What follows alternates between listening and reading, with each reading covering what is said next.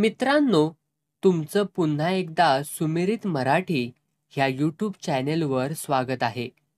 आजची कथा सुरू करण्यापूर्वी जर कोणी ह्या चॅनेलवर पहिल्यांदाच आले असाल आणि अजूनही सबस्क्राईब केले नसेल तर नक्की सबस्क्राईब करा. धन्यवाद.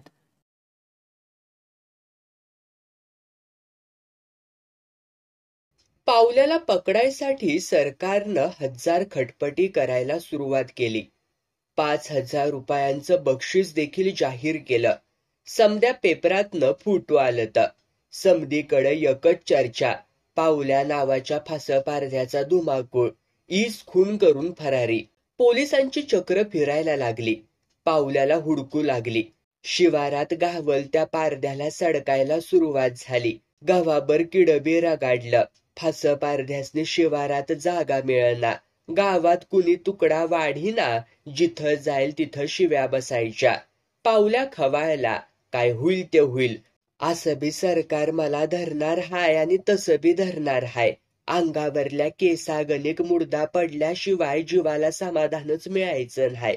चौल्याला त्यानं सोबत घेतलं. समद्या वस्तीला त्यानं वरडून सांगितलं, तुमचं तुम्ही बघा. पोटा पाण्याच्या माग कुठं बी जावा. आता मी तुमचा नाय. सरकारवरती सूड घेणार हाय मी. साली जिगर केल्याशिवाय काय खरं नव्हं. नुकताच सुटून आल्याला यम्या म्हणला, पाहुलुदा मी बी येतो. चल चौक्या, तू थांब वस्तीवर.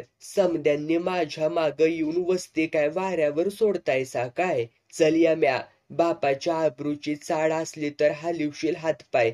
चल, नाहीतर बस जनावरावाने गवात खात. अरे रांचं राजा आम्ही, पण सरकारनं आमच्यावरती पकड वारंट सोडलं या.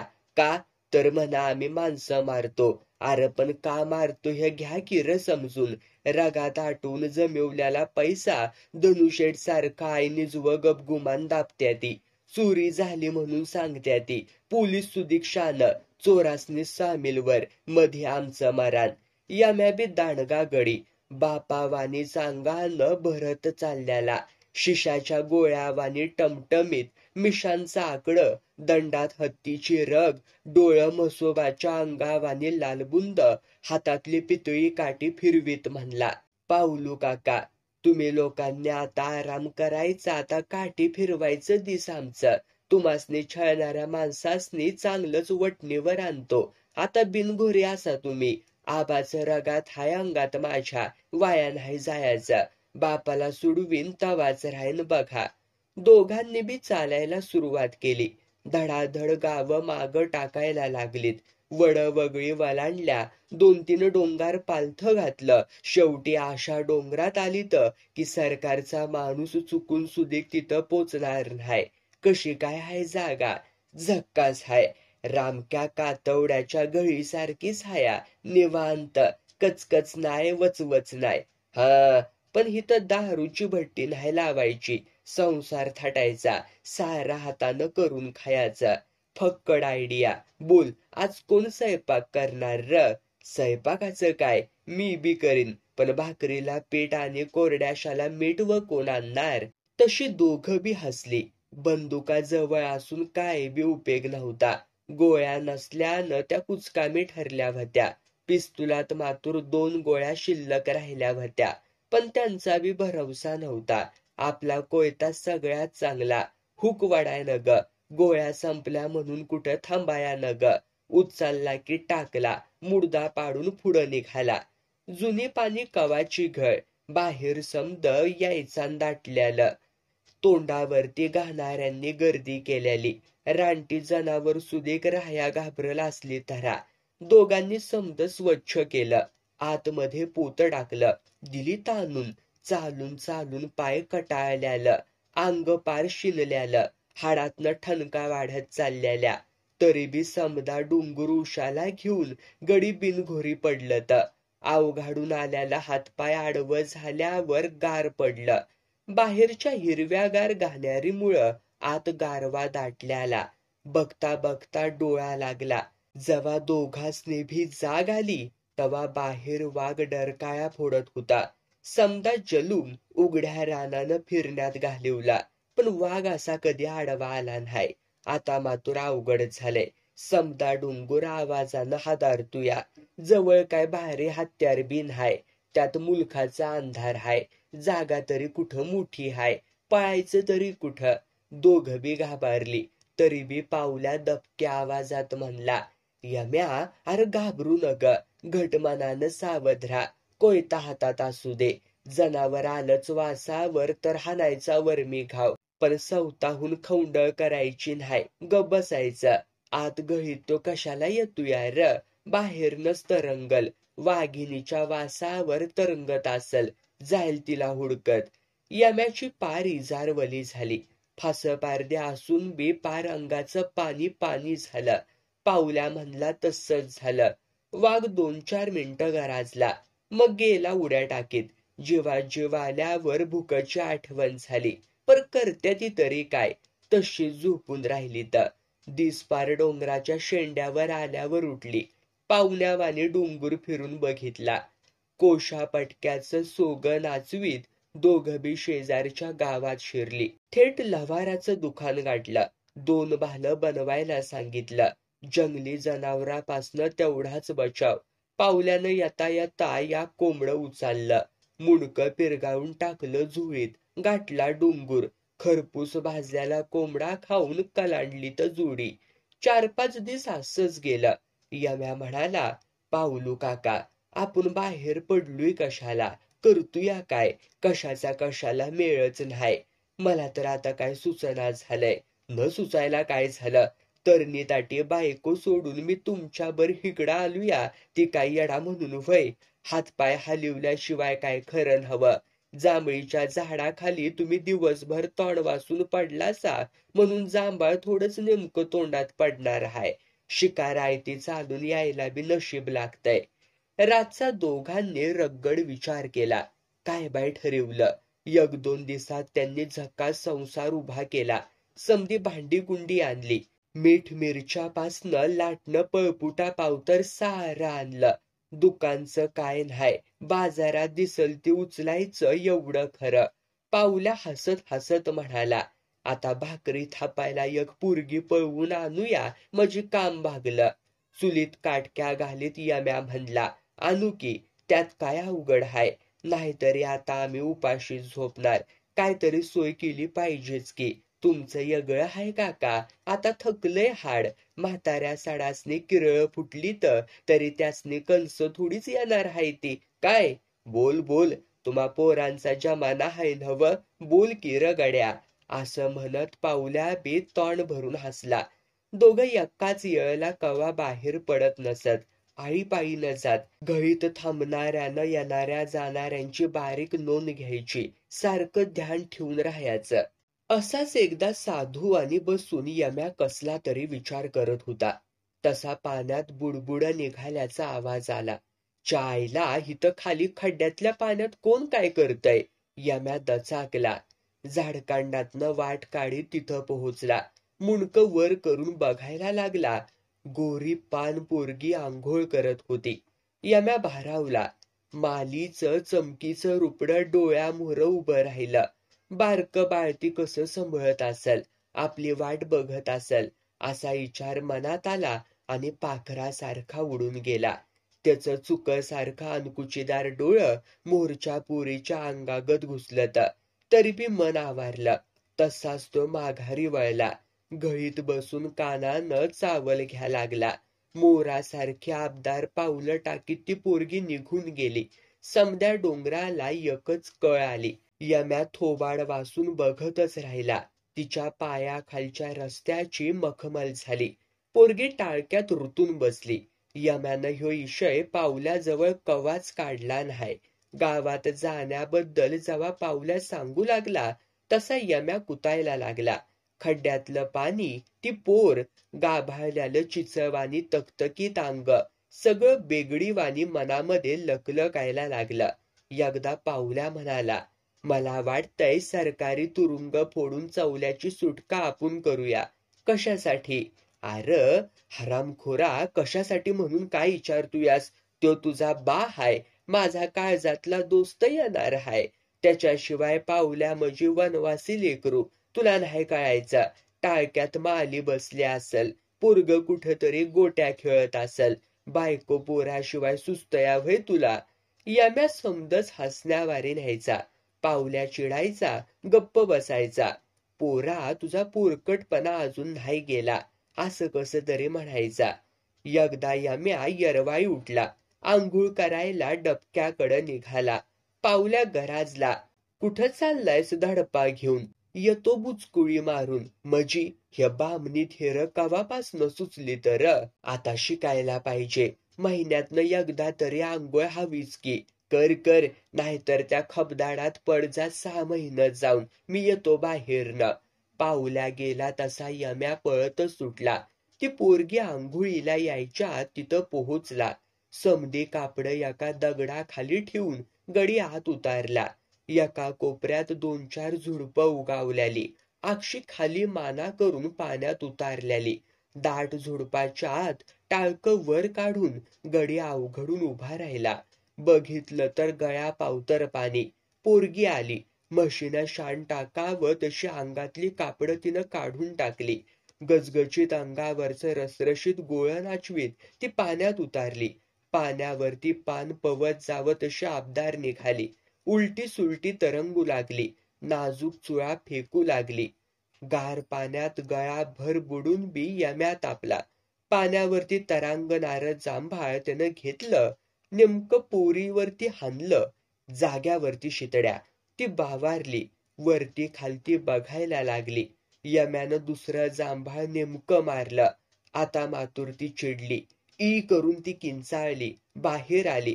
कपड्याकडं पळत गेली. परकर नुसता लावून ती खाली बसली. चिमणीगत हिकडं तिकडं बघत अंदाज घ्या लागली.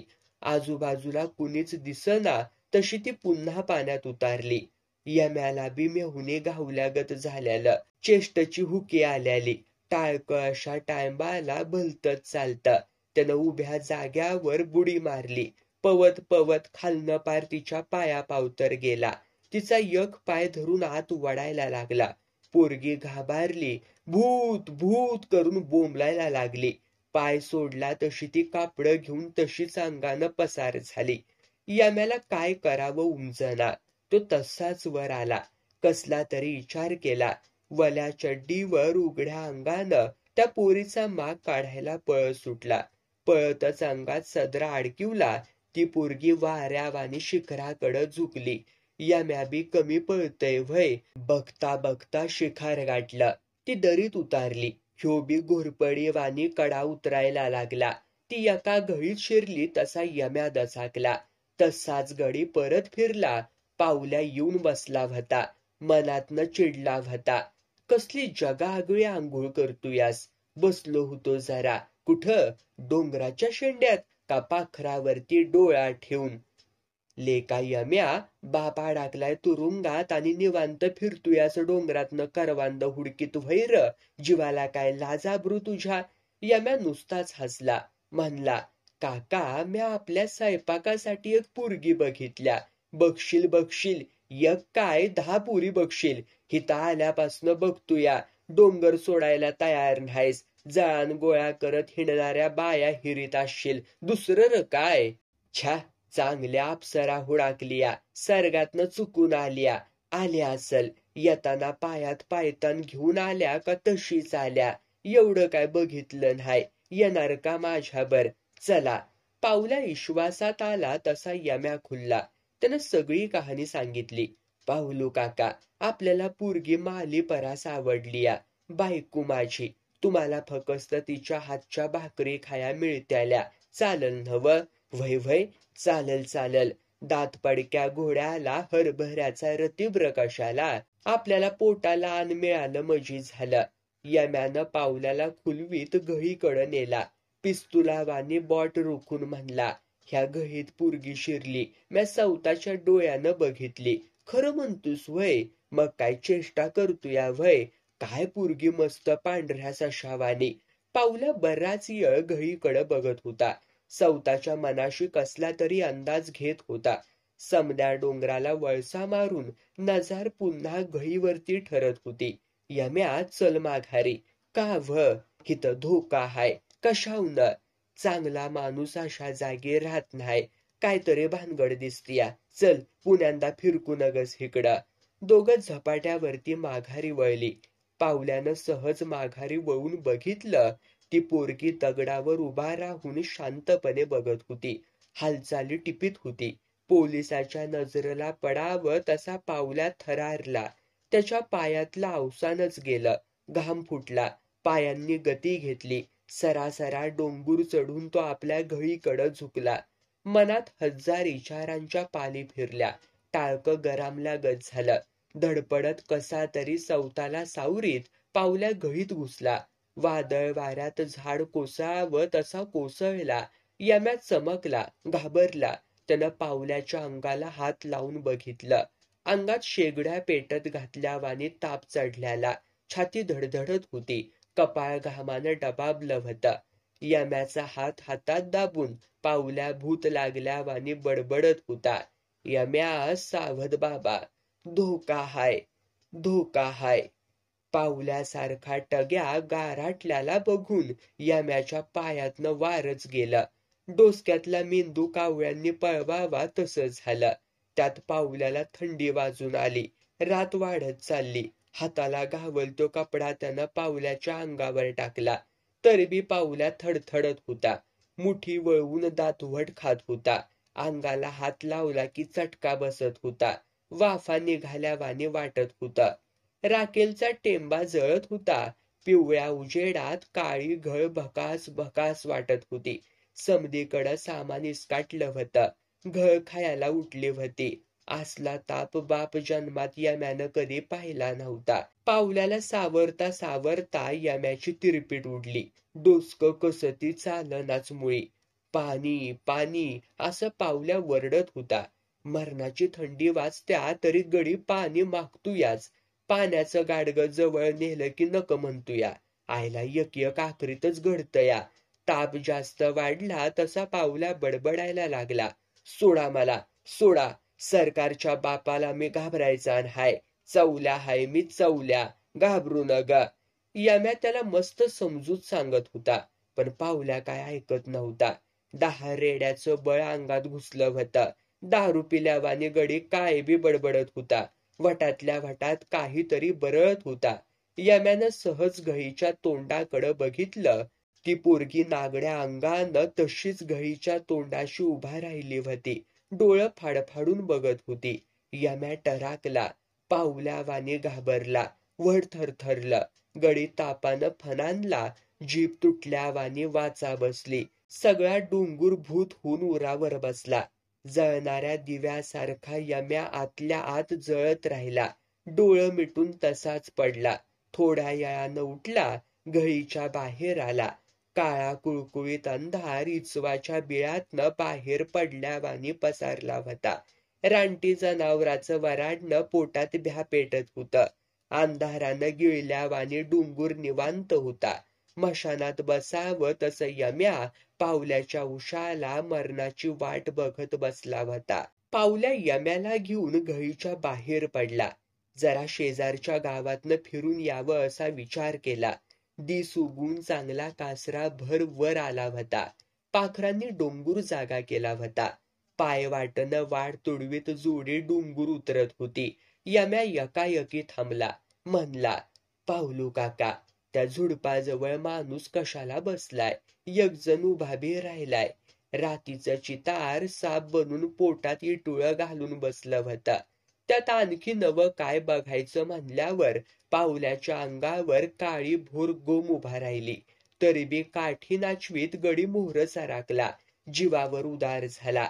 महारोग्यांचा गाडा करवांदाच्या जाळीजवळ थांबला होता. अलकट पालकट घातल्याला महारोगी बिडी फुकत गाड्यावर बसला होता. झडल्याला हातपाय डोळं नासून टाकीत होत. दुसरा गडी दाढीचा टिचभर कुच्चा नाचवीत थोडक्या हातानं रामराम करत होता. गाडा वडत होता. सगळ्या जगाची लाळ ह्यांच्या तोंडातनं गळत होती. पावल्या खेकासला. काय र भडव्यांनो, इकडं कुणीकडं आलायसा डोंगरात म्हणायचा. कुठं जायचं साहेब गरिबानं? गावात आमासनी कोण राहायला देतया व्हय? आम्ही रुगी डोंगर कपारीलाच राहायचं. यम्यानं पावल्यानं एकमेकाकडं बघितलं. माना डुलिवल्या. ह्या डोंगरात राहता र कुठं तुम्ही? त्या पल्याडच्या दरीत. तिथपाव तर कसं पोहोचणार? जायचं असंच पाय खुरडत खुरडत. काय खायला असेल तर द्या की व्हय, खायला आणलंय तुला सकाळच्या पारी. जावाय नाहीस व्हय माझा तू? महारोगी जखम गळावी तसा हसला. दोघांसनी बी किळस आली. चायला यम्या, असली माणसं जगत्या ती कशाला र? विचार त्यासनी. यम्या मोहर झाला. गड्याला लाथ मारीत म्हणाला, तुम्ही जगतायसा कशासाठी र? मजी आम्ही काय गोसावीन हाय? आम्हाला बी बायका पोरं हायतीच की. पाहुल्या काय सुधीक बोलला हाय. यम्याच म्हणला, जीव कुणाला नकुसा झालाय पाहुलू काका. जनावर सुधीक मरताना 17दा पाय झाडतय, पण जगायला बघतय. मग ही तर माणसं आहे ती माणसं. कुठं बी राहायचं आणि पोट भरायचं. गावातनं बरंच काय बाय खायला घेऊन जोडी परत डोंगरावर आली. यम्या नाक्ष करत म्हणला, या की चारू का पाहुलू काका? काय र? त्या महारोग्यासनी हुडकून काढूया का आपण? का? उगे आपलं थोडस खायला देऊ त्यासनी. तेवढीच गरिबासनी मदत. आपली बायका पोरं वस्तीवली माणसं फिरत्याती तिकडं वनवासाला बाहेर पडल्यावानी. आपण असं एकटं एका बाजूला. आपल्या हातानं जाऊ द्या 4 घास गरिबाच्या पोटात. मगाशी कशी डोळ्यात जीव आणून बघत होती तर बघितलं सा नव्ह? बराय, तू म्हणतोयस तसं होऊन दे. दुपारच्या टायमाला जेवण आटपून दोघं बी बाहेर पडली. यम्याच्या टाळक्यातनं ती पोरगी काय जात नव्हती. महारोग्याचं निमित्त करून ती पोरगी हुडकायचा गड्याचा विचार. वाट पाहत असल्यावानी यम्या पुढं चालल्याला. मागं पावल्या. सरासरा दरी उतरायला यम्यानं सुरुवात केली. तसा पावल्या चिडला. मर्दा, तिकडं र कुठं निघालायस खड्ड्यात? पाय घसरून मारायचंय व्हय र तुला? तिथं कशाला राहत्या ते महारोगी? कशावनं राहत नसत्याली? अरे गाडा वडत न्यायला वाट तरी हाय का? गाड्या सकट खाली उतरून मरत्याली की. त्यांचा वाट तिकडनं असल. आपण मधल्या वाटनं दरीत उतारतूया. चला पाहुलू काका, तू ये माझ्या माग. नेमका नेतो तुला. का घाबरतूयास र? दडून दडून कुठं दडणार हाय ती?